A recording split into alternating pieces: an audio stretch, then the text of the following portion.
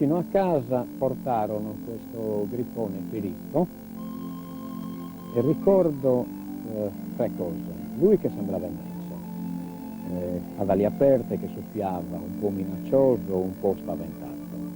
Io che ero sbalordito e i grandi, le persone adulte tutto intorno che lo guardavano ammirate e intimorite. Cioè già da allora, parlo di tanti anni fa, sapeva di leggenda. Ecco, forse già da allora inconsciamente presi la decisione di saperne di più.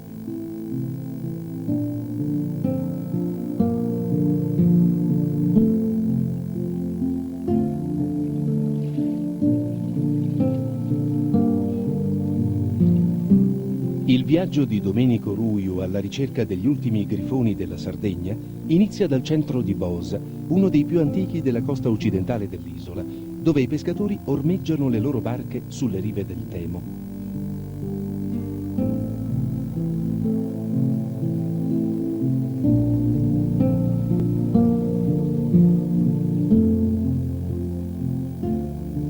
Concorrono alla suggestione di Bosa le torri medievali del castello, le case e le chiese del centro storico, i ponti ad arco che scavalcano il fiume.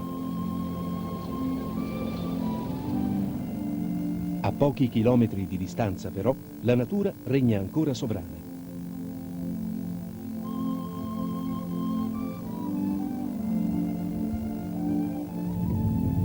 Domenico Ruiu percorre e fotografa da 20 anni la natura e gli animali della Sardegna. Non ha quindi più segreti per lui la stretta strada che sale verso Badde Orca e il Monte Pittiri, zigzagando tra grandi querce da sughero, pascoli e modesti affioramenti rocciosi.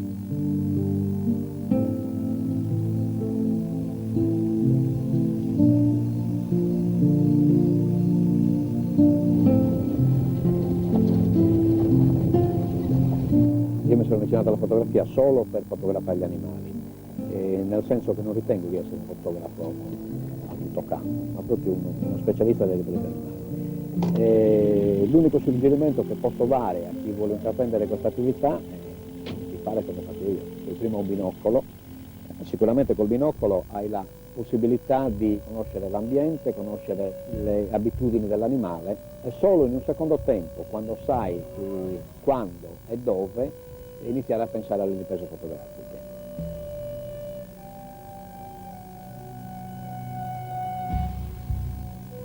Nei 30 chilometri che separano Bosa da Alghero, la Sardegna mostra uno dei suoi volti più selvaggi.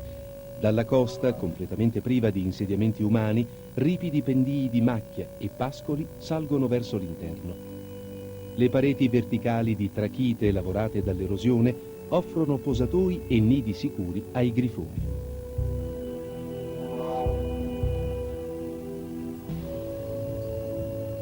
Per la gente della zona, da secoli, l'attività più importante è l'allevamento ovino. Qualche migliaio di pecore approfitta ancora oggi della ricchezza dei pascoli di queste montagne a 2 passi dal mare.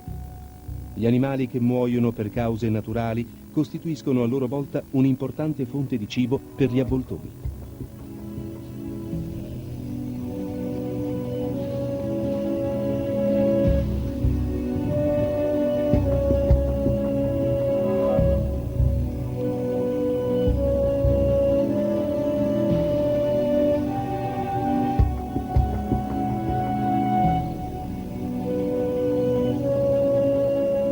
Un ultimo tratto di strada decisamente sconnessa porta all'inizio del sentiero.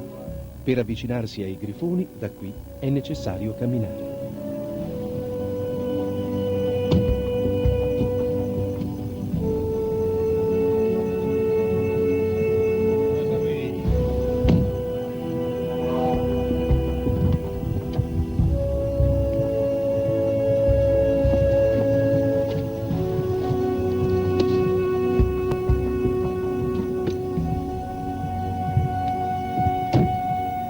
Fotografare gli animali ovviamente è un'attività abbastanza complessa e impegnativa, perché non puoi permetterti di riprenderli e basta, ma devi riprenderli in assoluta naturalezza nel loro ambiente. Non c'è, credo, cosa peggiore come condanna per un fotografo che il veder pubblicato un'immagine di un animale spaventato, terrorizzato o qualcosa del genere. È necessario perciò ricorrere ad un insieme di accorgimenti e di cautele che ti mettano in condizione di riprendere l'animale nella sua assoluta tranquillità. La tecnica più elementare ed anche più sicura è quella di farsi accompagnare al capanno. Una persona ti porta sino al capanno, va subito via, gli animali non sanno contare, per cui il disturbo dura giusto il tempo dell'avvicinamento. Guarda laggiù sempre.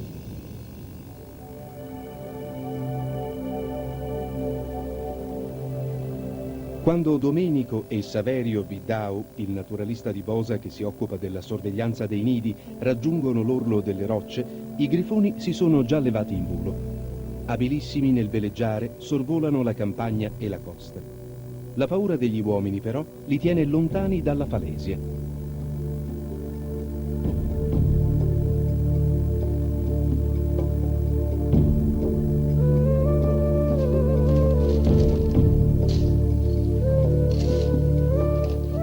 Per costruire un capanno occorre un po' di fatica. Prima di tutto occorre tagliare qualche ramo nell'intricata boscaglia di leccio che riveste la montagna. Dopo essere stati ripuliti dalle foglie, i bastoni serviranno da intelaiatura.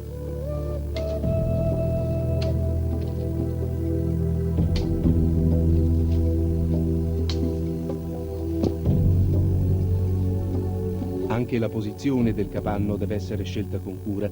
È un compito tutt'altro che facile, in una zona dove i sentieri sono quasi inesistenti e la fitta boscaglia raggiunge l'orlo delle pareti verticali.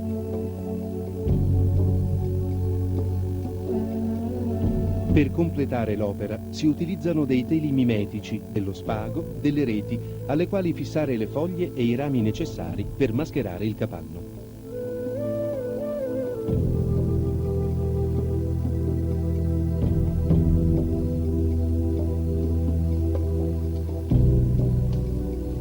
Inconsciamente già da quando iniziai a riprenderli pensavo ad un libro su di loro, ad un libro sul grifone. E già col titolo, che è Caro Grifone, intesi subito far capire cosa rappresentavano per me questi animali che venivano utilizzati quale sinonimo dispregiativo dal punto di vista umano. Per dire male di una persona si diceva sei come un avvoltoio. Ecco, io chiamando caro il grifone nel titolo del libro già mischierai, feci una scelta di campo. Neanche questo sapevo, però fu Caro Grifone la prima ricerca naturalistica sul campo realizzata in Italia.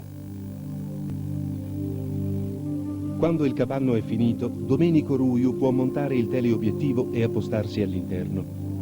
La partenza di Saverio fa credere ai grifoni che gli intrusi se ne siano andati entrambi.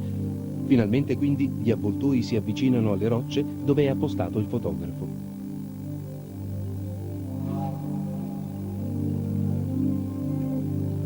La velocità dei grifoni e le ridotte dimensioni del capanno fanno sì che seguire i movimenti dei grandi uccelli in volo sia difficile. Alcune immagini scattate oggi però saranno senz'altro di buona qualità.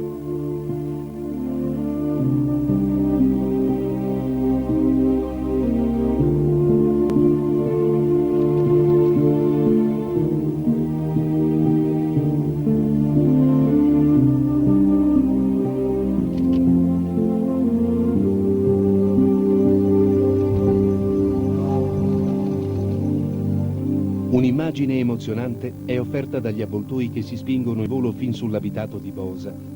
In passato spettacoli del genere potevano essere ammirati anche ad Alghero, a Macomer e in altri centri della Sardegna. Oggi è solo la gente di Bosa ad avere il grifone come vicino di casa.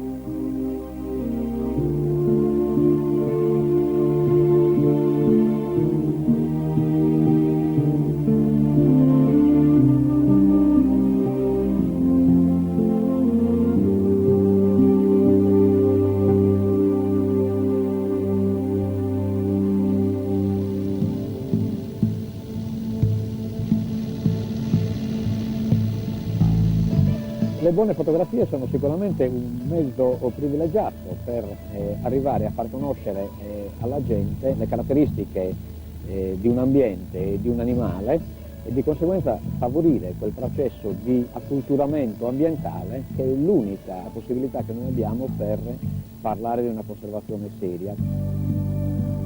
non mi vergogno di dire che molti sardi non conoscono la Sardegna, non conoscono il patrimonio ambientale della loro isola, e per cui l'opera di divulgazione deve andare avanti sempre.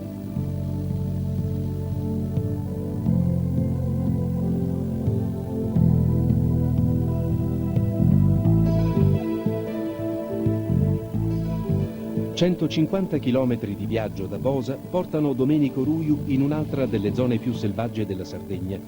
Si tratta del Monte Arcosu, nel Sulcis Iglesiente, poco a ovest della città e della zona industriale di Cagliari.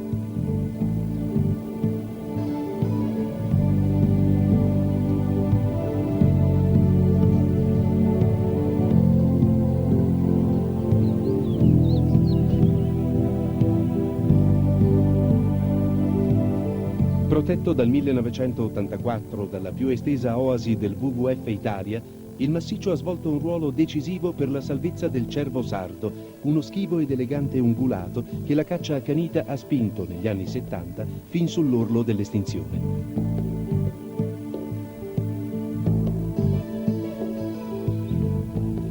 Oggi, a Monte Arcosu, una foresteria e alcuni sentieri natura consentono a escursionisti e fotografi di avviarsi alla ricerca degli animali.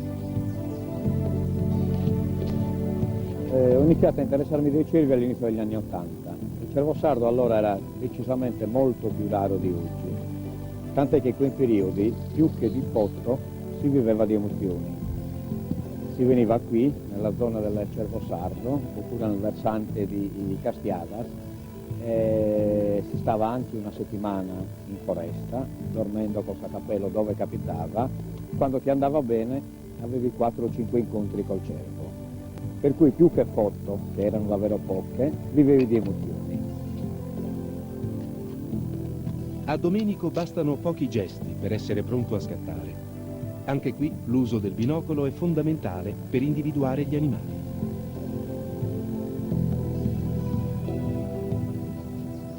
La foto al cervo sardo è prevalentemente una foto da caccia vagante. Devi essere nella zona dei cervi, devi conoscere i posti buoni e poi devi avviarti per i sentieri giusti, possibilmente molto presto la mattina o un'ora molto buona e anche un po' prima dell'imbrunire. A questo punto conta molto il saper osservare, il saper cogliere i movimenti della macchia, il saper vedere il cervo prima che lui veda te.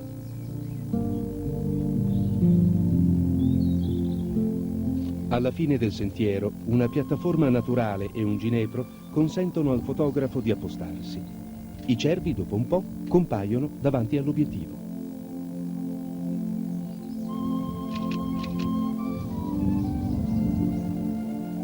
Qualcuna di queste immagini, pubblicata su libri e riviste, permetterà ai sardi e a chi vive nel continente di conoscere meglio la straordinaria fauna dell'isola.